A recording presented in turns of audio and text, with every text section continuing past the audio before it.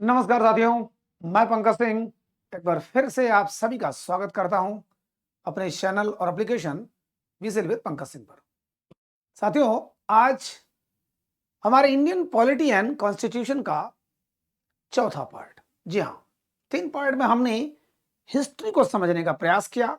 History के माध्यम से यह जानने का प्रयास किया कि किस प्रकार अंग्रेजों ने पहले हमारे देश को विजिट किया। पहले तो विजिट किया, फिर विजिट किया, व्यापार करने आए, फिर उन्होंने यहां पर सत्ता स्थापित कर ली। हमने देखा किस प्रकार से प्लासी का युद्ध हुआ, किस प्रकार से बक्सर का युद्ध हुआ, किस प्रकार से इलाहाबाद की संधि हुई और किस प्रकार से बंगाल राज्य का उदय हुआ, अंत हुआ, सब कुछ हमने देखा। ठीक है, तो जब कंपनी का शासन पूर्ण रूप से यहां पर स्थापित हो गया 1757, 1764 और 1765 में, तो फिर जब उनके हाथ में सत्ता आ ही गई तो राज तो करना ही था। अनुभव तो था नहीं ईस्ट इंडिया कंपनी को। फिर अनुभवहीन तरीके से लूट खसूट चालू हुई, भ्रष्टाचार का जमाना आया। हमने तीसरे पार्ट में खूब जम के देखा साथियों। इतना भ्रष्टाचार हुआ कि जब 1765 में लॉर्ड क्लाइव ने जब द्वैत शासन लगाया बंगाल में, उसमें व्यक्तिगत तौर से लोगों ने इतना पैसा कमाया और कंपनी कंगाल होती गई, बर्बाद होती गई। 1772 में जब 10 लाख पाउंड का एक और उधार मांगा गया बैंक ऑफ इंग्लैंड से, माने वही ब्रिटिश सरकार से, उसके पहले 60 लाख पाउंड ऑलरेडी उधार था, तब चौकन्ना हुई ब्रिटिश संसद, चौकन्ना हुई ब्रिटिश सरकार, चौकन्ना हुई कि कुछ न कुछ तो झोल है। इतना सब कुछ हमने सौंप दिया है, पूरे भारत देश का प्रशासन सौंप दिया है, द्वैत शासन भी लगा, डुअल सिस्टम या डायरकी सिस्टम भी लगा, सारी दीवानी बंगाल बिहार उड़ीसा की मालगुजारी पूरा पा रहे हैं, राजस्व यानी रेवेन्यू कलेक्शन जबरदस्त हो रहा है। उसके बाद भी कंपनी घाटे में जा रही है। क्यों? क्योंकि व्यक्तिगत व्यापार में काफी छूट मिली थी। ठीक है, व्यक्तिगत माने इंडिविजुअल लोग तो जब अपना खुद का ग्रोथ कर रहे हो तो संस्था तो भाड़ में जाएगी। कंपनी जब बर्बाद होने लगी, उसमें डॉक्यूमेंटल छेड़खानी बहुत की गई, उसको बार बार नुकसान में दिखाया गया, जबकि सब कुछ सिस्टम सही था। तो वहां से उस समय ब्रिटिश सरकार में प्रधानमंत्री थे लॉर्ड नॉर्थ, उनकी अध्यक्षता में या उनके नाम पर एक समिति बनी, नॉर्थ कमेटी। वह करके जांच करती है, कहां? ईस्ट इंडिया कंपनी के अंदर बाहर सारे डॉक्यूमेंट को चेक करती है, पूरा उनके सिस्टम को चेक करती है, बाहर भी चेक किया जाता है कि हो क्या रहा है। इतना बड़ा साम्राज्य देने के बाद, इतना बड़ा उपनिवेश देने के बाद हो क्या रहा है। तब गड़बड़ झाला पता चलता है, गड़बड़ी पता चलती है। फिर ब्रिटिश संसद से एक कानून पास किया जाता है, रेगुलेटिंग एक्ट, रेगुलेट करने के लिए। पहली बार लिखित दस्तावेज शुरू होता है, थोड़ा सा लिख करके आता है। माने ये समझिए कि भारतीय संविधान का प्रथम लिखित दस्तावेज 1773 के रेगुलेटिंग एक्ट से शुरुआत हो जाती है। अभी तो भारत नहीं है, अभी तो ब्रिटिश भारत है, ब्रिटेन के यहां कब्जा हुआ है। ठीक है, तो उन्होंने जब जांच में पाया कि बड़ी गड़बड़ी हो रही है, तो फिर रेगुलेटिंग एक्ट, रेगुलेट माने नियंत्रण करने वाली, एक ऐसा कानून का निर्माण किया जो जाए और लिखित रूप से आदेश देगी, हे कंपनी अब ऐसा करो, वैसा करो, ठीक है, नहीं तो लौट आओ, या तो हमारे मन से चलो। क्योंकि तुम तो जिस प्रकार से मान लीजिए इस समय मोदी की सरकार है, प्रधानमंत्री मोदी जी ने मान लीजिए, अभी कहा जाता है कि इनको अडानी अंबानी से बड़ी दोस्ती है, इन्होंने भेज दिया कि जाओ भैया अडानी, जाओ भैया अंबानी, अमेरिका में व्यापार करो। ये लोग गए, इधर उधर करके देखता कि 10-20 साल में अमेरिका को कब्जा कर लिया। ठीक है, सब कुछ चलेगा अंबानी के हाथ में, अडानी के हाथ में, लेकिन यहां पर अब मोदी जी को ये होगा, खलबली होगा कि पूरे अमेरिका को अगर ये लोग ले लेंगे, लूट लेंगे, तो हमारे हाथ में क्या आएगा। हमने इतना अधिकार दिया, ये छूट दिया कि जाओ, हमने इस कंपनी को बनाया। मान लीजिए इन्होंने तो धीरू भाई अंबानी ने बनाया, इधर इन्होंने बनाया, लेकिन यहां पर मान लीजिए सरकार ही कंपनी बना के भेजती है, तो क्या होगा? कहेंगे भैया बस ठंड रखो, उतना ही चलाओ जितना चलने लायक हो, कंट्रोल हमारा होना चाहिए, माल हमको भी मिलना चाहिए, प्लस सत्ता हमारी होगी, तुम वहां पर जाके इंजॉय कर सकते हो। वही हाल यहां हुआ। उन्होंने 1773 में रेगुलेटिंग एक्ट का निर्माण किया जो आया। अब उसके जितने प्रावधान हम लोग देखते हैं साथियों, बड़ा भले हो रहा है साथियों, बहुत बड़े क्लासेस हो जाएंगे, लेकिन इतना जान लीजिएगा कि जब तक आप पढ़ाने की क्षमता में नहीं आते तब तक मान के चलिए कि आपका तैयार नहीं है, रट्टा मार है। अब आप इसको, भले ही मैं पीसीएस के लिए दे रहा हूं, लेकिन ये कुछ चीजें ऐसी होती है कि कोई एग्जाम लिमिट नहीं है कि वो कहां तक आ सकता है। अब आपके सिविल में भी काम आएगा, पीसीएस में भी है, प्लस आरओ में है, प्लस जितनी परीक्षाएं हर में काम आएगा। थोड़ा डिटेल जरूर है, लेकिन आप 20 मिनट के क्लास को 20 बार देखेंगे उससे बढ़िया 50 मिनट के क्लास को एक बार देखिए। ठीक है, चलिए देखिए ये मैंने बना दिया है। अब इसमें देखते हैं जो जो प्रावधान है, चलते हैं डिटेल में चर्चा करते हैं। ठीक है, रेगुलेटिंग एक्ट, रेगुलेट करने वाला एक्ट आ गया। कहां से? ब्रिटिश संसद से आया। कहां के लिए? कंपनी के लिए आया।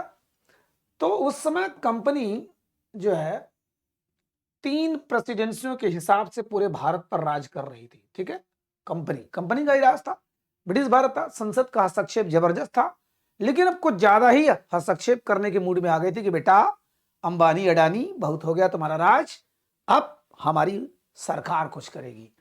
ठीक है, तो यहां पर एक बंबई प्रेसिडेंसी थी, 3 प्रेसिडेंसियां थी, एक इधर मद्रास प्रेसिडेंसी थी और एक इधर बंगाल, माने 3 प्रेसिडेंसी ब्रिटिश भारत।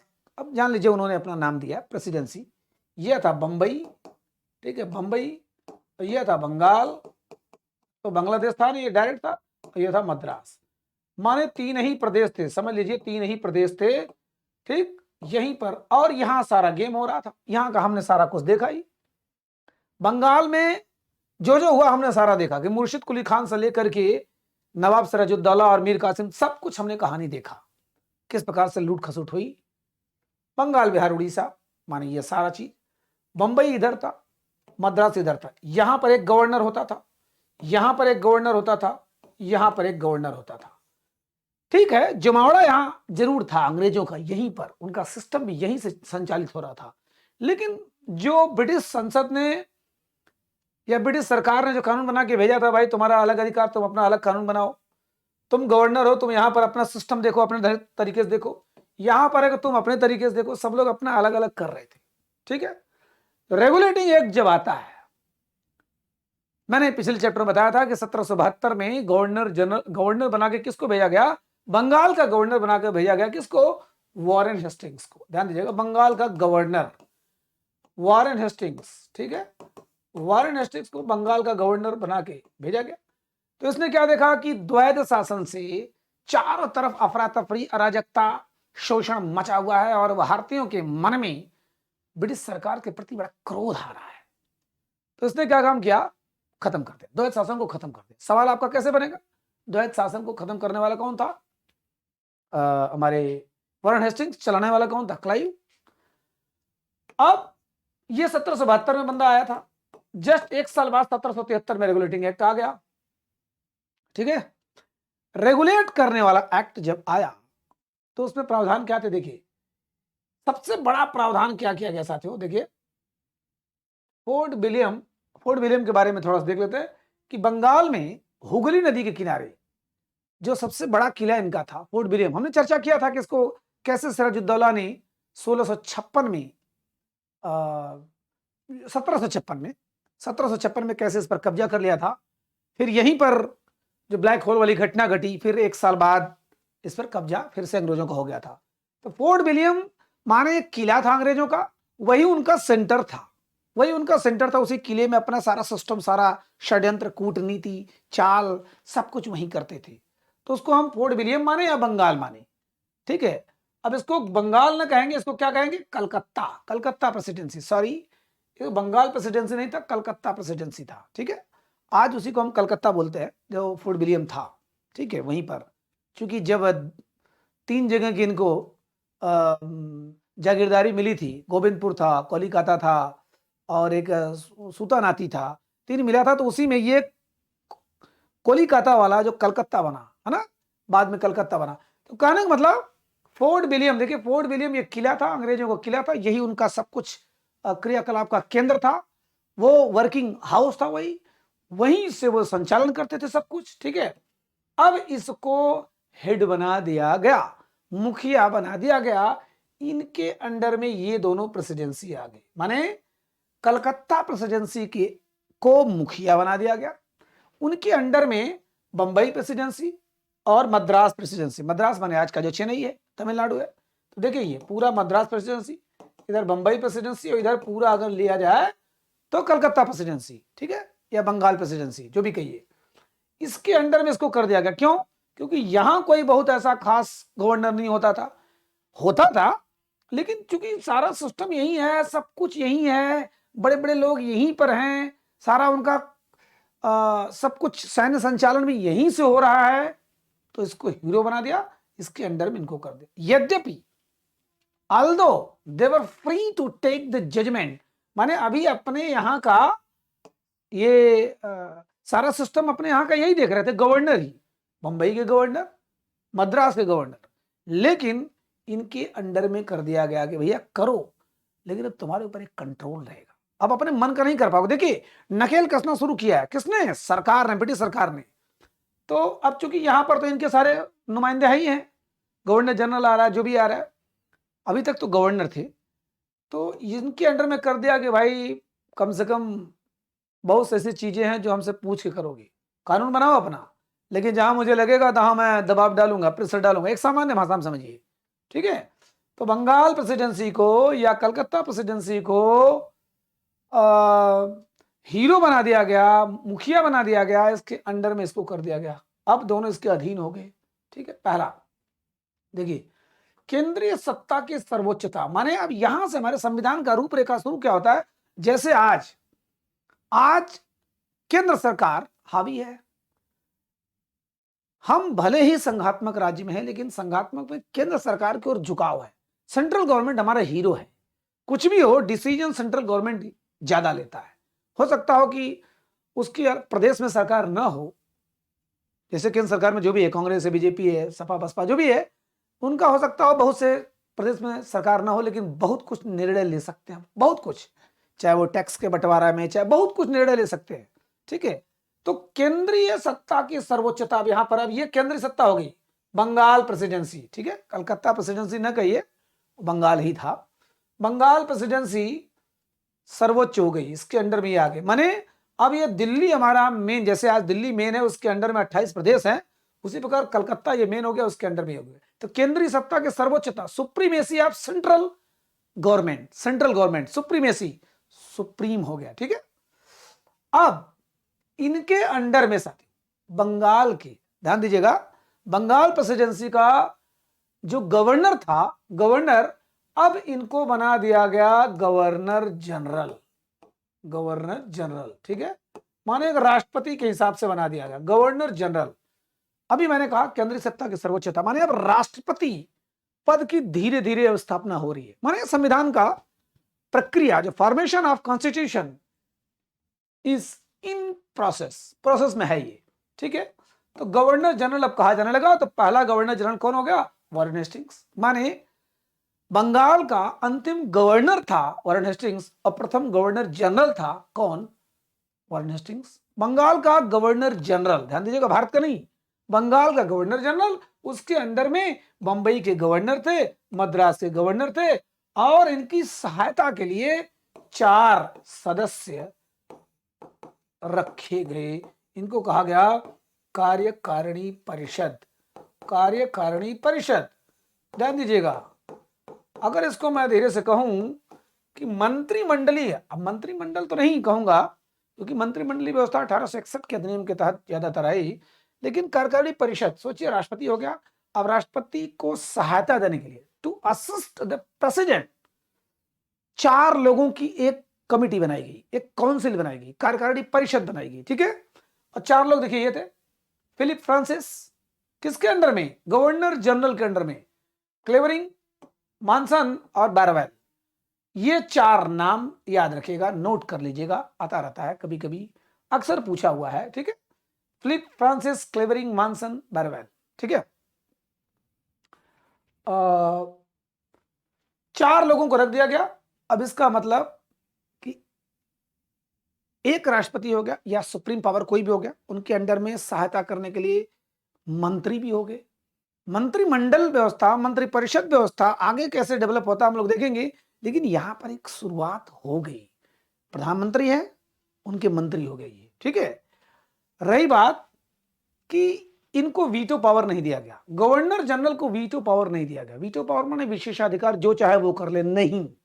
ये दोनों कोई भी निर्णय जब होगा तो 4 मतलब बहुमत से लिया जाएगा, मेजोरिटी से। 4 है तो 3-1 हो सकता है, ठीक है, 3:1 से। मान लीजिए 3 परिषद और 1, तो 3 जिधर हो गया वो जीत गया।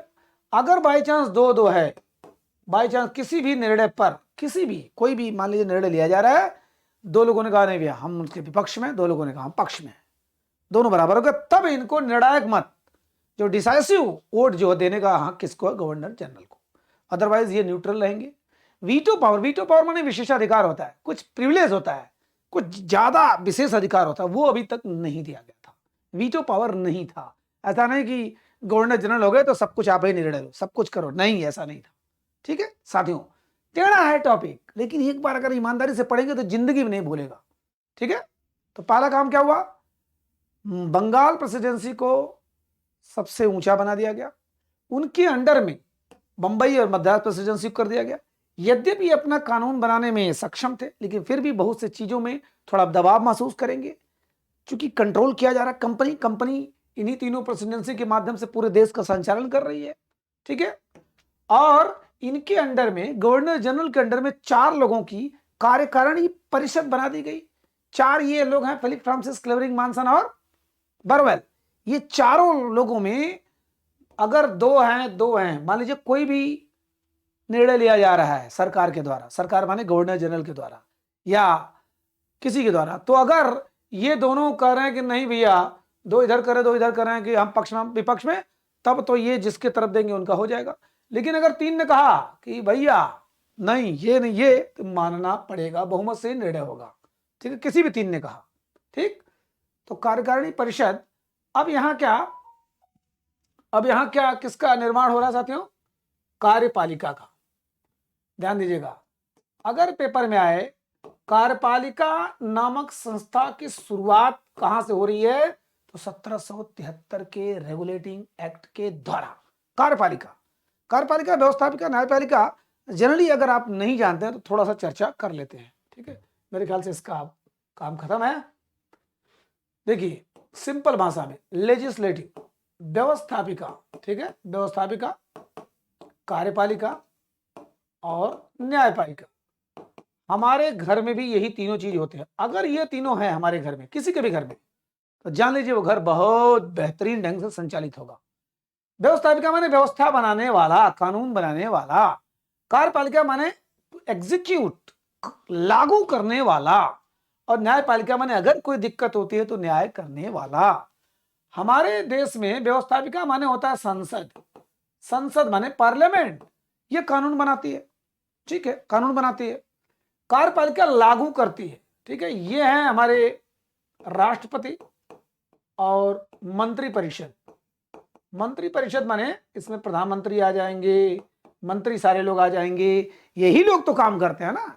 भले ये दादाजी हैं, इनके नाम पर कुल होता, करते कुछ नहीं, और ये मुखिया लोग हैं। मंत्रिपरिषद माने प्रधानमंत्री और उनके मंत्री लोग, सारे लोग, ठीक है। और न्यायपालिका माने सुप्रीम कोर्ट और हाई कोर्ट।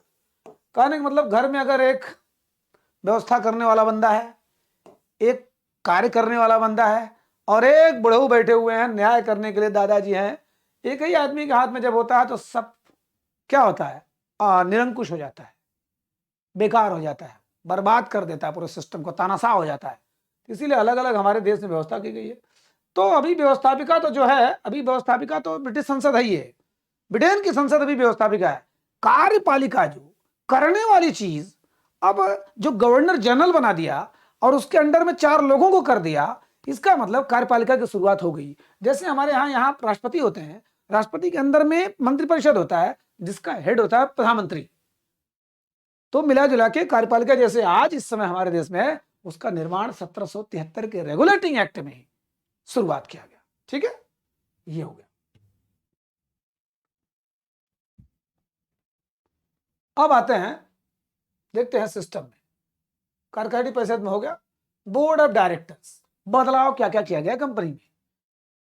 आपको मैंने बताया था शेयर होल्डर्स किसी भी कंपनी को स्टार्ट करने के लिए कितना भी सिस्टम सही हो, लेकिन शेयर होल्डर्स के बिना कोई कंपनी चलती नहीं है। ठीक है, तो जैसे मान के चलिए ये ईस्ट इंडिया कंपनी है। ठीक है, ईस्ट इंडिया कंपनी, यहां पर एक कोर्ट ऑफ डायरेक्टर्स या बोर्ड ऑफ डायरेक्टर्स जो भी कहिए, कहीं कहीं आता है court of directors, board of directors. आपने नाम सुना होगा, जैसे टाटा का नाम है, तो टाटा में रतन टाटा ही सारे मालिक नहीं है। बोर्ड ऑफ डायरेक्टर्स में जितने मेंबर होते हैं वो सबका निर्णय मान्य होता है, क्योंकि एक आदमी के बस की कोई चीज नहीं है। क्यों टाटा में से टाटा ही हटा दिए जाते हैं, साइरस मिस्त्री को रखा जाता है? क्यों? आखिर में इसका मतलब, भले ही उन्होंने, उनके पिताजी ने, दादाजी ने उस कंपनी का निर्माण किया हो, लेकिन बोर्ड ऑफ डायरेक्टर्स में कुछ लोग रहते हैं, सारे लोगों का निर्णय मान्य होता है। कोर्ट ऑफ प्रोप्राइटर्स जो होते हैं वो भी होते हैं, लेकिन यहां पर हम खाली थोड़ा सा समझेंगे। बोर्ड ऑफ डायरेक्टर्स में 24 मेंबर थे। जिस समय 1599 में यह कंपनी बनाई गई थी महारानी एलिजाबेथ द्वारा, ईस्ट इंडिया कंपनी की, जाओ ईस्ट में व्यापार करो, उस समय इस कंपनी में 24 बोर्ड ऑफ डायरेक्टर, अब चूंकि रजवाड़े खानदान से भी थे, ब्रिटिश संसद के भी लोग थे, 24 लोग बोर्ड ऑफ डायरेक्टर, माने 24 मालिक थे। बिना इनके परमिशन के, बिना इनके सिस्टम के कुछ होने वाला नहीं। ठीक है, यहां पर ठीक है 24 तो थे, लेकिन इनकी नियुक्ति मात्र 1 वर्ष के लिए होती थी। अब जैसे मान लीजिए हमारे गांव के प्रधान को सिर्फ 1 साल के लिए नियुक्त किया जाए, तो आप कितना भी गाली दीजिए, कुछ भी करिए, लेकिन एक काम नहीं करेंगे, लूट के खाएंगे। उनको पता है कि 1 साल बाद पता नहीं फिर आ पाएंगे नहीं आ पाएंगे, लूटो, गाली तो जो सुनना सुनेंगे। तो 1 साल के लिए ये सब बोर्ड ऑफ डायरेक्टर्स नियुक्त होते थे, फिर बदल जाते थे। इनको नियुक्त कौन करता था? पहले जिसका कम से कम 500 शेयर जिन्होंने खरीदा हो, मैंने शेयर बताया था, फिर से एक बार चर्चा कर दे रहा हूं। जैसे 1 करोड़ की कोई कंपनी बन रही है, अब 1 करोड़ की कंपनी में मैंने 10 रुपए का एक शेयर जारी कर दिया। शेयर माने भागीदारी, मेरे पास पैसा एक भी नहीं है, मैं कंपनी खोलना चाह रहा हूं, 10 रुपए का एक शेयर माने 10 लाख लोग उसको खरीद सकते। 10 लाख शेयर मैंने जारी किया, 10 लाख दहा में 1 करोड़। अब 10 लाख पेपर मैंने जारी किया, उसको जितना आप खरीदोगे उतना ही आपका शेयर होल्डर। हो सकता हो कि आपने 1 लाख खरीद लिया, 10 लाख पर्चे हैं 10-10 रुपए के, 1 करोड़ का। 1 लाख आपने खरीद लिया, मतलब 10% के आप हिस्सेदार हैं। 2 लाख अगर आपने खरीद लिया तो 20% के हिस्सेदार है। उसी में कोई 10 खरीदा, कोई 5000 खरीदा, कोई 200 खरीदा, कोई 100 खरीदा, ऐसे करके। तो जिसके पास 500 शेयर होल्डर था, 500, वो पहले इनको चुनाव करते। तो वही लोग, जैसे मान लीजिए मैं कंपनी में 500 शेयर लिया हूं, तो मैं इनको चुन सकता था। 24 लोग का जो चुनाव होगा, जो मालिक जो बनेंगे, हम खड़े होते हैं, उनको हम ही चुनेंगे। अभी क्या किया इन्होंने, 1 वर्ष से इनका कार्यकाल क्या कर दिया, 4 वर्ष, एक स्थायी कर दिया कि बेटा आओ और केवल कमाने पर ध्यान मत दो, थोड़ा देश को भी देखो, थोड़ा कंपनी को भी देखो। जैसे प्रधान का हमारे यहाँ 5 साल हो गया, तो 1-2 साल बढ़िया जम के काम करते हैं, फिर 2-3 साल लूटते हैं। कहने का मतलब, कुछ कर भी सकते हो, अपना भी घर भर सकते हो और समाज का भी भला कर सकते हो। उसी प्रकार कि भ्रष्टाचार दूर करने के लिए भैया 1 साल के लूटपाट है, कम से कम 4 साल उनको ये तो है कि हम कम से कम 4 साल इस कंपनी के मालिक तो हैं, बोर्ड ऑफ डायरेक्टर्स के मेंबर तो हैं, हमारे निर्णय तो लिए जाएंगे, हमको पैसा भी मिलेगा, बेनिफिट भी मिलेगा, मुनाफा, मतलब सब कुछ मिलेगा। 4 वर्ष कर दिया गया। दूसरी बात, इनको 1 साल से जा, और 1/4 सदस्य हर वर्ष मतलब छुट्टी, हर वर्ष उनको हटाया जाने लगा। 1/4 मेंबर माने 6, 1/4 माने चौथाई, तो 6 × 24, 6 मेंबर हर वर्ष हटा दिए जाते थे, 6 मेंबर हर साल नए आते थे। ऐसे होता था। जैसे मान लीजिए, एक मैं उदाहरण दूं, जैसे 2022 है, 2022 में अगर कोई 6 नया आया, ठीक है, अब 2024, 26, 28, 30, ठीक, कोई 6 नया आया, मान लीजिए हम 6 इधर हटा दिए, कितने बचे, 18 बचे, 18, तब तक तो 6 नया कोई आ गया, 24 फिर हो गया यहां पर। ठीक है, इनका 4 साल कार्यकाल पूरा हो गया, मान लीजिए 4 साल से हैं। फिर इधर जब आया तो जो इसमें आया था, माने जिनका अभी मात्र 2 साल पूरा हुआ था, यहाँ पर 4 साल पूरा हो गया, वो हट जाएंगे। फिर अभी जो यहाँ पर आए थे पहली बार, इनका यहाँ 4 साल पूरा होगा, यहाँ हट जाएंगे, माने 6 लोग हटते रहेंगे, 6 लोग आते रहेंगे, तो सबका 4 साल हो भी जाएगा और धीरे धीरे हटते भी रहेंगे, कोई सड़ेगा नहीं वहां पर। कहने मतलब 1/4 मेंबर कंपनी में। ध्यान दीजिएगा, ये जो 1773 का रेगुलेटिंग एक्ट आ रहा है केवल कंपनी पर नकेल कसने के लिए कि बेटा शासन करो, गुंडई हमारी चलेगी, ठीक है। तो 1/4 मेंबर हर साल होने लगे। दूसरी बात, अब कौन इनको नियुक्त करेगा? अब 1000 शेयर होल्डर जो है, 1000 शेयर लिए हैं, वही लोग इनको नियुक्त कर सकते हैं। चलिए ठीक है, यहां पर थोड़ा कंट्रोल किया बोर्ड ऑफ। दूसरी बात की, ये जो बोर्ड ऑफ डायरेक्टर जितनी भी चीजें होती थी, जो निर्णय होता था, ये सारा जाता था ब्रिटिश सरकार के पास। वहां पर सब कुछ दिखाना पड़ता था कि हम ये ले रहे, 24 लोगों ने ये डिसीजन लिया, हम कहां से व्यापार करेंगे, क्या करेंगे, किससे उपहार लेंगे, जो भी करें। हालांकि उपहार वगैरह तो बैन लग गया, लेकिन जो भी करेंगे इनको रिपोर्ट देना पड़ता था। कहां? ब्रिटिश संसद में। सोचिए, नकेल कसते जा रहे हैं। अब पकड़ के नचाएंगे तो आप नाचेंगे, ठीक है। बोर्ड ऑफ डायरेक्टर्स की ये बात होगी, ठीक। कार्यकारिणी परिषद किधर होगी। अब आता सुप्रीम कोर्ट। साथियों, न्यायालय तो होना चाहिए, आप सब कुछ बना दीजिए, लेकिन जब कहीं प्रॉब्लम होती है, जब कोई कष्ट होता है, जब कोई शोषण होता है और उसका निवारण करने के लिए कोई एक जुडिशियल सिस्टम नहीं है तो बेकार है फिर। तो सुप्रीम कोर्ट, इसके पहले क्या थी? सारे दीवानी अदालतें थी, दीवानी अदालतें, ठीक है। जो बंगाल, बिहार और उड़ीसा, इन क्षेत्रों में जो भी प्रॉब्लम होती थी, ये लोग छोटे छोटे दीवानी अदालतें काफी बनाए हुए थे, उसी में जाते थे, सब कुछ होता था। लेकिन अब द्वैत शासन में जो प्रॉब्लम थी, जिनको कष्ट हो रहा था, किसानों को, उद्योगपतियों, जो भी है, जिनको भी कष्ट हो रहा था, वो लोग छोटे छोटे दीवानी अदालतों में जाते थे। तो ये बड़ा तामझाम वाला सिस्टम था। वहां कुछ और रूल बता रहे हैं, वहां कुछ और रूल बता रहे हैं, आज वहां बदल गए तो कुछ उधर बदल गए, सारा सिस्टम बड़ा डैमेज हो रहा था। मान लीजिए जज ही बदल गए, वहां से उधर चले गए, वहां कुछ और नियम बता रहे हैं, तो अलग अलग दीवानी अदालतों, बड़ी दिक्कतें हो रही थी। तो उन्होंने सोचा कि अब जब सेंटर हमारा बन गया, इतना बड़ी बड़ी चीजें हो गई, तो क्यों ना एक सुप्रीम कोर्ट बना दें, एक सर्वोच्च न्यायालय, उच्चतम न्यायालय बना दें। तो सुप्रीम कोर्ट में ध्यान दीजिएगा, सुप्रीम कोर्ट एक बनाया गया। कहा? कोलकाता में 1774 में, 1 साल बाद। इसी के आधार पर लिखित चुकी आया हुआ है।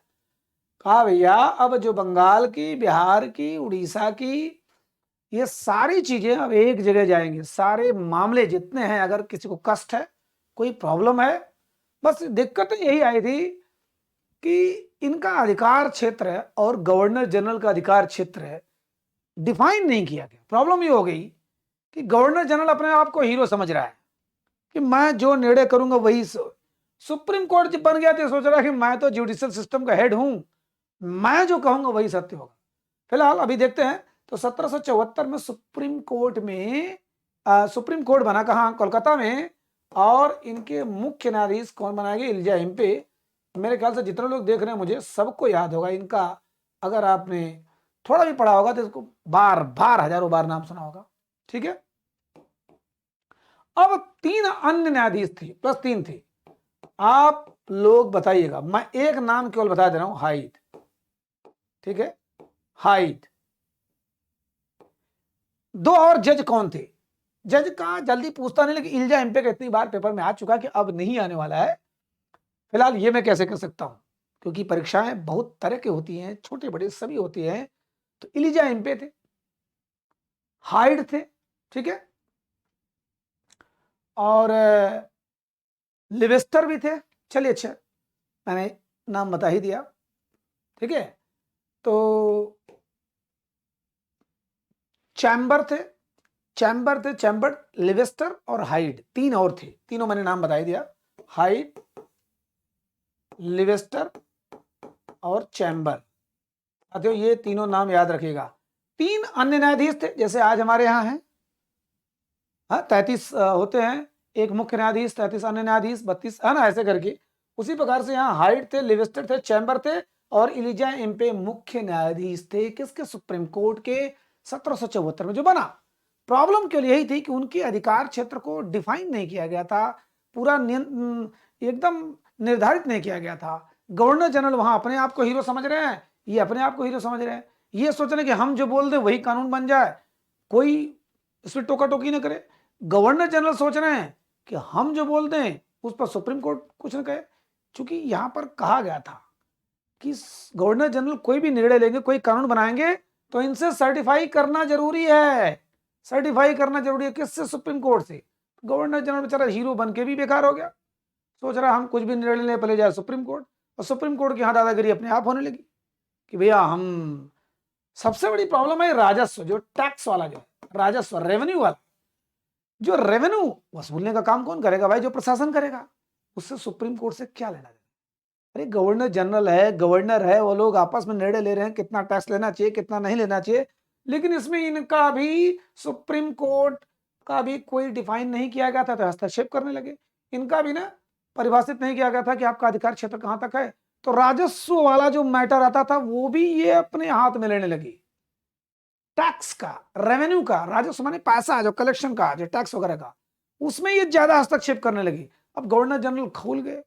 गवर्नर जनरल बंगाल के जो थे वरुण हेस्टिंग्स, एकदम दिमाग डिस्टर्ब हो गया कि यार हमको राजा बनाकर भी हमको भिखारी टाइप बना दिए या गुलाम टाइप बना दिए। ठीक है, कहने का मतलब ना तो इनका अधिकार क्षेत्र पता था और ना तो राजस्व अधिकारी था, माने रेवेन्यू जो इनका राइट था वो भी डिफाइन नहीं किया गया था। कितना तुम लोगे, कैसे कैसे तुम उसका देखोगे, कैसे हम देखेंगे, कितना तुम वसूल करोगे, इसमें सुप्रीम कोर्ट का भी दखल होने लगा। ठीक है, कितना मतलब किस प्रकार से, कितना कैसे भी कि तुम टैक्स का कलेक्शन करोगे, रेवेन्यू कलेक्शन करोगे, इसमें इनका दखल होने लगा, प्रॉब्लम होने लगा। फिलहाल इसको अभी बाद में देखते हैं कि उस प्रॉब्लम का सोल्यूशन भी कुछ निकलेगा। समझ में आ रहा साथियों। अब नकेल कस रहा है, कंपनी को बोर्ड ऑफ डायरेक्टर को 24 तो 24 रहने देगा, लेकिन 6 सदस्य हर साल नए आएंगे, 6 सदस्य हर साल बाहर जाएंगे, प्लस 1000 जो शेयर होल्डर होंगे वही केवल वोट दे पाएंगे, और 1 साल से इनका कार्यकाल 4 साल कर दिया गया। सबसे बड़ी चीज, इनका वेतन भी बढ़ा दिया गया। वेतन जब बढ़ जाता है तो जानते हैं भ्रष्टाचार दूर करने के लिए, वैसे भी कहते हैं जिसके मुंह में खून लग जाता है फिर वो जल्दी हटता नहीं है, लेकिन फिर भी अब मान लीजिए इसका वेतन 10,000 हो। पुलिस वगैरह की पहले क्या होती थी यूपी में, पुलिस की पहले 2,000 3,000 4,000 ऐसे पेमेंट हुआ करता था, लेकिन आजकल अच्छा खासा दिया जा रहा है। भले भ्रष्टाचार हो वहां पर, भले ही लूट खसूट हो, लेकिन फिर भी एक जीने खाने भरक, अगर कुछ नहीं लेते हैं, कुछ ईमानदार हैं भी, तो वो जी लेते थे। 40,000 नॉर्मल स्टार्टिंग में पाते हैं, जी लेते हैं अपने जीवन को सिंपल तरीके से। ठीक है, और बहुत लोग हैं साथियों, मैंने भी देखा है कि चूंकि पुलिस डिपार्टमेंट इतना करप्ट भले हो, लेकिन बहुत से लोग ऐसे कि अपने वेतन में ठीक ठाक ढंग से जी लेते हैं। फिलहाल उनका वेतन बढ़ा दिया गया। हाँ, एक चीज किया गया, निजी व्यापार जिसकी वजह से सारा प्रॉब्लम क्रिएट हुआ था उसको बैन कर दिया, रोक दिया। भैया आप इंडिविजुअल नहीं करोगे, अब जो भी पैदा करो कंपनी के हिसाब से करो और ब्रिटिश सरकार के लिए करो। ये नहीं कि अपना अपना व्यापार करे बड़ा, अपनी कोचिंग मत फैलाओ भैया, हमारे कोचिंग का हिस्सा रहना है तो ट्यूशन बंद करो, ट्यूशन बंद करो, केवल कोचिंग पढ़ाओ। उपहार पर बंद हो गया। यही तो भ्रष्टाचार का तब भी कारण था और आज भी बहुत बड़ा कारण है। उपहार के नाम पर कहते हैं कि इतना पैसा कहां से आया। कोई पार्टियों से पूछा जाता कि आपके पास पैसा आया कहां से, कौन सा आप बिजनेस कर रहे हो, 5 साल से आप सत्ता में नहीं, इतना पैसा कहां से आया। कहते भैया इन्होंने गिफ्ट दिया, इन्होंने गिफ्ट दिया, गिफ्ट पर टैक्स भी नहीं लगेगा, व्हाइट मनी माना जाएगा। तो गिफ्ट के हिसाब, गिफ्ट के रूप में बहुत बड़ा बड़ा घोटाला होता था, बहुत बड़ा बड़ा हवाला टाइप पैसे का, बिल्कुल जैसे है ना बदमाशी होती थी, खूब लेन देन होता था, बकायदे लेन देन होता था, उसकी कोई छानबीन नहीं होती थी, क्योंकि टैक्स, अरे उपहार मिला, गिफ्ट के रूप में मिला, इस पर भी बैन कर दिया। सुप्रीम कोर्ट और गवर्नर जनरल में तनी तना होने लगी, क्योंकि कोई इनका अधिकार क्षेत्र क्लियर नहीं था, इनका एरिया जो राइट था वो निश्चित नहीं था, सर्टिफाइड नहीं था। सबसे बड़ी भी चीज की गवर्नर जनरल जो भी कानून बनाता था उसको सर्टिफाई करना होता था सुप्रीम कोर्ट से। सुप्रीम कोर्ट चलो यहां तक तो ठीक था, लेकिन जो टैक्स कलेक्शन था, जो रेवेन्यू था, जो राजस्व था, उसमें भी, उसके कलेक्शन में, उसके सिस्टम में वो दखल देने लगा सुप्रीम कोर्ट। हो गया, थोड़ा लफड़ा होने लगा। फिलहाल फिर अभी उसको बाद में आते हैं, फिर से यहां देखते हैं। ये एक अभिलेख न्यायालय था साथियों। अभिलेख माने होता है रिकॉर्ड। अभी इस समय वर्तमान में अगर संविधान में हमारे देखा जाए तो अनुच्छेद 129 बताता है इस समय कि हमारा दिल्ली का जो सुप्रीम कोर्ट है वो अभिलेख न्यायालय, माने उसके सारे कार्यवाहियों को रिकॉर्ड्स के रूप में रखा जाएगा और एक उदाहरण नजीर के रूप में इसको पेश किया जाएगा। जैसे मान लीजिए आज 2022 है, 2023 है, 2024 है, कोई केस ऐसा हुआ, सारे केस का रिकॉर्ड अभिलेख के रूप में रखा जाएगा, जिसे हम लोग बोलते हैं कि आर्काइव्स के रूप में। जो आर्कियोलॉजिस्ट डिपार्टमेंट जो होती है, जैसे अभिलेखागार, तो जिसे अभिलेख के रूप में माने उसको बिल्कुल सजा सवार के रखा जाएगा। क्यों? क्योंकि हो सकता है 20 साल बाद कोई इसी टाइप का केस आए, तब उसको खोला जाएगा कि भैया 2022 में 2023 में ये बनाम ये केस हुआ था। मान लीजिए मैंने केस किया यूपी सरकार पर, हमारा लड़ाई हुई, तो क्या कहा जाएगा, पंकज सिंह बनाम उत्तर प्रदेश सरकार राज्य में क्या हुआ था 2022 में। तो उस सेम अगर केस आता है तो उसका लिया जाएगा नजीर के रूप में, उदाहरण के रूप में उसको इस्तेमाल किया जाएगा। जो निर्णय वहां था उसका हवाला दिया जाएगा कि इसमें भी वही निर्णय लागू किया जाए। तो अभिलेख न्यायालय आज के हिसाब से वो भी अभिलेख न्यायालय था, नो डाउट, लेकिन वहां पर भी दंड देने का अधिकार था। और आज तो है कंटेम्प्ट ऑफ कोर्ट माने कोर्ट की अवमानना। अवमानना माने अगर अवहेलना कर रहे हो, कोर्ट की बात नहीं मान रहे हो, कोई भी है, नागरिक है, संस्था जो भी है, उसको पनिशमेंट मिलता था। ठीक है, कैपिटल पनिशमेंट नहीं, मृत्यु दंड नहीं, मृत्यु दंड भी था, हाँ, लेकिन दंड मिलता था। कोर्ट ऑफ, कहते हैं कंटेम्प्ट ऑफ कोर्ट बड़ा खतरनाक होता है ये, कि ऑर्डर जज कर रहे हैं और आप उल्टा पुल्टा बोल रहे हैं, एक दो चीज ये उनके खिलाफ बोल दिए आप, तो ये बड़ा ही खतरनाक केस लगता है, court of contempt of court. ठीक है, अब आगे देखते हैं। चलिए, अब यहां से हमने क्या देखा, लिखित संविधान की शुरुआत हो रही, माने 1773 में जो दस्तावेज आया था वो लिख कर आया था, ये परिवर्तन करो, वो परिवर्तन करो, बंगाल को हीरो बना दो, इन दोनों को अंडर में कर दो, उनके उनके कार्यकारी परिषद में 4 सदस्य रख दो, कार्यपालिका की शुरुआत हो रही है। लिखित संविधान की शुरुआत यहीं से होने लगी। वैसे भी दुनिया का सबसे बड़ा लिखित संविधान है भारत का। चलिए आपसे एक सवाल पूछता हूं, भारत का संविधान लिखा किसने, जो लिपिबद्ध किया गया किसने लिखा है? डॉक्टर भीमराव अम्बेडकर ने, उन्होंने सारा सिस्टम बनाया है।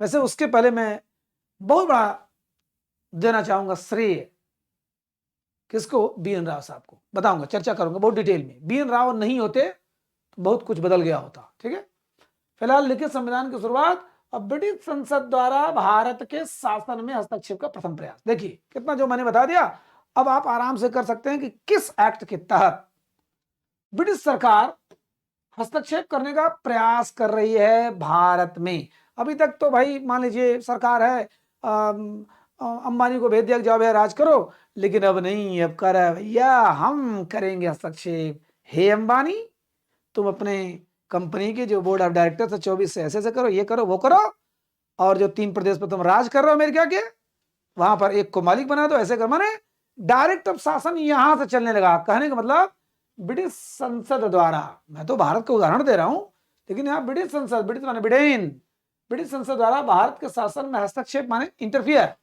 इंटरवीन करने का प्रथम प्रयास, first efforts to intervene in the politics of India by British government, ये पहला प्रयास था। ठीक है, चलिए, तो अब देखिए मैंने लिखा है एक्ट ऑफ सेटलमेंट, नाम से सेटल कर दो। तो अब हुआ क्या कि सुप्रीम कोर्ट और गवर्नर जनरल में जब टाइटा पापा होने लगा, थोड़ी प्रॉब्लम क्रिएट होने लगी बार बार, तो हुआ कि भैया कुछ किया जाए। ठीक है, उनके राजस्व जो रेवेन्यू वाला मैटर है, रेवेन्यू अधिकार था, उसको अलग किया जाए, उनके अधिकार क्षेत्र को डिफाइन किया जाए, अलग किया जाए। तो उसके लिए 1781 में मात्र 8 साल बाद थोड़ा सा जब प्रॉब्लम क्रिएट होने लगी, उनका निर्णय वो लेते थे तो उधर फंस जाता था, वो अगर सुप्रीम कोर्ट करते थे तो इधर अपना गुंडे मतलब करने लगते थे, तो आपस में ज्यादा प्रॉब्लम क्रिएट होने लगी। तो उसको संशोधन करने के लिए, संशोधित करने के लिए, ध्यान दीजिएगा, एक्ट ऑफ सेटलमेंट 1781 लाया गया।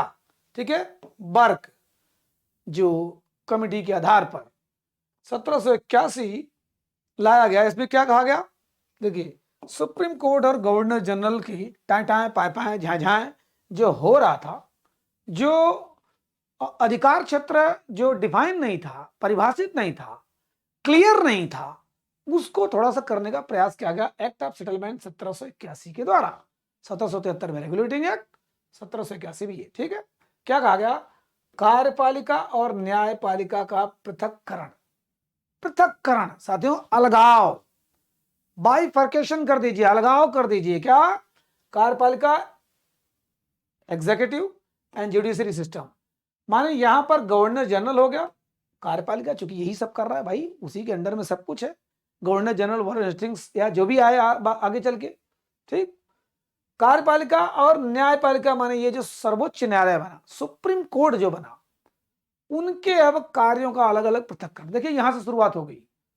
हमारे यहां इस समय देश में कार्यपालिका, व्यवस्थापिका, न्यायपालिका, ये तीनों अलग अलग है। शुरुआत कहां से हुई? इसी के माध्यम से, क्योंकि कलकत्ता का सुप्रीम कोर्ट और गवर्नर जनरल के बीच में थोड़ी मतभेद थी, अपने पावर को लेकर के, अपने को और ज्यादा शक्तिशाली बनाने को लेकर के। दोनों संस्थाओं में, एक तो संस्था थी, एक सदस्य था, दोनों में टकराव जब हुआ तो हुआ भैया एक्ट ऑफ सेटलमेंट लाया गया, ब्रिटेन द्वारा ही लाया गया, ब्रिटिश सरकार द्वारा ही लाया गया, और वहां पर कह दिया गया भैया न्यायपालिका अलग, इनका अलग, इनका कार्यक्षेत्र अलग, इनका कार्यक्षेत्र अलग। इनको कहा गया कि राजस्व जो टैक्स रेवेन्यू से आपका कोई लेना देना नहीं है, आप केवल न्याय करिए। आपके पास कोई रोता गाता हुआ जाता है, अपील करता है, हालांकि इनकी अपील प्रिवी काउंसिल में होती थी, देखेंगे। अगर कोई प्रॉब्लम आती तो न्याय करिए, कानून के आधार पर न्याय करिए, ठीक है। आप कार्यपालिका में हस्तक्षेप मत करिए, क्या कर रहे हैं क्या नहीं कर रहे हो छोड़िए, गलत कर रहे हो तो आप उसको दंड दीजिए, न्याय करिए, ठीक। एससी सुप्रीम कोर्ट के राजस्व अधिकारिता को समाप्त कर दिया गया। भैया टैक्स वाला, रेवेन्यू वाला आपसे कोई लेना देना नहीं, आप केवल जजमेंट दीजिए, जुडिशियल जजमेंट दीजिए, वर्डिक्ट बढ़िया दीजिए, माने न्यायिक निर्णय अच्छा करिए, न्याय करिए, बढ़िया से करिए, ठीक। तो ये अब आता, हाँ उसमें थोड़ा सा कहा गया सुप्रीम कोर्ट के लिए कि भारतीय धर्म, थोड़ा धर्म को ध्यान करके निर्णय दो, संस्कृति को, संस्कृत को ध्यान करके, भारतीय कल्चर को ध्यान करके निर्णय दीजिए। ऐसा नहीं कि आपके यहाँ चूंकि अंग्रेजों का राज, अंग्रेज में, इंग्लैंड में जो कानून चलता है उसके हिसाब से आप ऑन द स्पॉट डिसीजन मत दीजिए, क्योंकि यहाँ के लोग इमोशनल होते हैं, कल्चर के प्रति बड़ा इंक्लाइंड होते हैं, झुके हुए होते हैं, पागल होते हैं, दीवाना होते हैं अपने कल्चर और धर्म के प्रति। और रीति रिवाज, अब रीति रिवाज इतना है, 28 प्रदेश, 2800 में सब अलग अलग है। हम तो कह रहे हैं कि जन्म देने की बात छोड़ो, केवल जन्म देने की बात सेम है, संसार को पैदा करने की बात सेम है कि हर माँ अपने गर्भ से एक बच्चे को जन्म देती है, ठीक है। और दुनिया का कोई भी डॉक्टर आज तक उस लेबर पेन को खत्म नहीं कर पाया, पीड़ा को खत्म नहीं कर पाया जो माँ जन्म देते समय बच्चे को सहती है। ये ही सेम है, अदरवाइज हर कदम कदम पर जलाने की प्रक्रिया भी अलग है। 28 प्रदेश की बात छोड़ दीजिए, एक प्रदेश की मैं बता रहा हूं, मैं उत्तर प्रदेश से हूं, जौनपुर जिले से, लेकिन 75 जिले हैं उत्तर प्रदेश में, 75 जिले में अलग सिस्टम है सब दफनाने जलाने का, दफनाने का नहीं मतलब जलाने का, ठीक है। तो बातें वही है। तो रीति रिवाज का ध्यान नहीं रखोगे आप, संस्कृत का ध्यान नहीं रखोगे आप, भारतीय धर्म का ध्यान नहीं रखोगे, क्योंकि धर्म से हमारा देश चलता है। खास करके उस समय तो बाप रे बाप पूरा धार्मिक जमाना था, तो कहा गया सुप्रीम कोर्ट को कि आप अपना निर्णय देंगे तो ये सब ध्यान करके, ठीक है। एक्ट ऑफ सेटलमेंट कब लाया गया? 1781 में, 1773 में रेगुलेटिंग एक्ट। अब आता है, इसमें भी जब थोड़ी बहुत प्रॉब्लम आई तो लाया गया 1784 का Pitt's India act. Pitt's India act, इसके बारे में हम लोग थोड़ा सा जान लेते हैं। पिट्स, वहां पर क्या था? लॉर्ड नॉर्थ थी प्रधानमंत्री ब्रिटेन की, यहां पर आ गए पिट आ गए, तो पिट्स इंडिया एक्ट माने पिट्स के द्वारा बनाया गया इंडिया एक्ट, यह भी ब्रिटिश संसद द्वारा पारित किया गया कंपनी पर और कंट्रोल करने के लिए। बहुत बड़ा कंट्रोल हो गया, बहुत बड़ा कंट्रोल। क्यों? इसकी चर्चा हम डिटेल में नेक्स्ट लेक्चर में करेंगे, लेकिन यहां पर एक संस्था बनती है BOC, ठीक है। अभी तक तो साथियों संसद के माध्यम से कंट्रोल किया जा रहा था, व्यक्ति थे यहां के हीरो, व्यक्ति माने गवर्नर जनरल थे। अब यहां पर सोच रहे हैं कि कोई ऐसी संस्था कर दो, कोई ऐसी संस्था भारत में कर दो जो वो कंट्रोल करे अपने तरीके से, देखता रहे हमेशा। हम ब्रिटेन में रहकर कितना कंट्रोल करेंगे, अब एक ऐसी संस्था वहीं पर पटक दो, वो कायदे से देखे। तो बोर्ड ऑफ कंट्रोल की व्यवस्था किया गया, इसमें 6 लोग थे। अब वो किस प्रकार से कंपनी पर नियंत्रण रखते हैं हम लोग अगले चैप्टर में देखेंगे। तो 1784 का पिट्स इंडिया एक्ट, ठीक है, ये साथियों देखने में बड़ा लगे बट बहुत गजब की चीज है ये, ठीक है, बड़ा टेढ़ा टॉपिक है ये, लेकिन आपको मेरे ख्याल से मैं अपने तरीके से पूरा सरल बनाने का प्रयास कर रहा हूं। बहुत टेढ़ा टॉपिक है, अलग से किताब में पढ़ेंगे तो आप हवा नहीं लगेगा। एक बार कायदे से पढ़ लेंगे, उसके बाद एक नोट्स को अपने आप थोड़ा सा अपनी स्टाइल में बनाएंगे, बस आपको कुछ भी पढ़ने की जरूरत नहीं है। ठीक है साथियों, मेरे ख्याल से आपको इतना समझ में आ गया होगा। थोड़ा सा क्विक रिवीजन लेते हैं। 1773 में रेगुलेटिंग एक्ट आता है। कंपनी में जब भ्रष्टाचार बढ़ गया, जब बदमाशियां बढ़ गई, उस पर रेगुलेट करने के लिए, उस पर नकेल कसने के लिए लॉर्ड नॉर्थ द्वारा जो गुप्त जांच समिति की गई थी कंपनी की, उसे पता लगा कि ये लोग जो बार बार लोन ले रहे हैं वहां गड़बड़ घोटाला है, पूरी कंपनी को बर्बाद कर दिया है गलत गलत डॉक्यूमेंट्स बना के और व्यक्तिगत व्यापार करके। तो उस पर एक आती है एक एक्ट 1773 का रेगुलेटिंग एक्ट, ब्रिटिश सरकार द्वारा आती है यहाँ पर, ब्रिटिश संसद द्वारा बना के, और उसके तहत बंगाल प्रेसिडेंसी को, दोनों प्रेसिडेंसी को ऊपर कर दिया जाता है। उनको वीटो पावर नहीं दिया जाता, लेकिन फिर भी उनको सुप्रीम बना दिया जाता है। वहां पर एक गवर्नर जनरल, जो अभी तक गवर्नर कहलाते थे उसको गवर्नर जनरल कहा जाने लगा। पहला गवर्नर जनरल वारेन हेस्टिंग्स को ही बनाया गया, क्योंकि उस समय वारेन हेस्टिंग्स ही वहां का गवर्नर था। उसके बाद काफी कुछ बदलाव हुआ कंपनी के प्रशासन में। बोर्ड ऑफ डायरेक्टर जो 24 थे, किस प्रकार से हमने बताया कि 6 हर साल नए आएंगे, 6 हर साल निकल जाएंगे।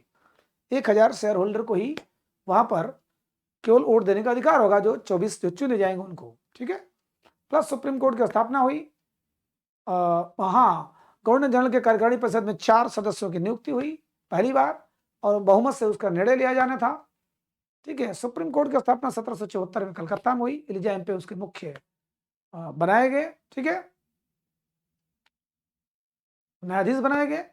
दोनों में थोड़ा टकराव हुआ, उसके लिए फिर से एक्ट ऑफ सेटलमेंट लाया गया 1781 में, और फिर अलग अलग कर दिया गया उनका अधिकार क्षेत्र। सुप्रीम कोर्ट को कहा गया कि आप मत दखल दीजिए, गवर्नर जनरल को कहा गया कि आप अपना काम करिए, ठीक है। और उसके बाद भी जब कुछ परेशानियां आई तो 1784 का पिट्स, जो प्रधानमंत्री थे वहां के, पिट इंग्लैंड के, उनके द्वारा लाया गया, ठीक है। फोर्ट विलियम को हमने देखा, फोर्ट विलियम माने बंगाल प्रेसिडेंसी, उसको विलियम तृतीय जो वहां के राजा थे, विलियम तृतीय के नाम पर उसको बनाया गया था कलकत्ता में। कब बनाया गया था? 1698 से लेकर 1717 के बीच में इसका निर्माण हुआ था, जहां पर ब्लैक होल की घटना भी हुई थी, ठीक है साथियों। समझ में आ रहा है कि नहीं? और जैसा भी आ रहा है, जैसा भी लग रहा है, बताइएगा। नमस्कार।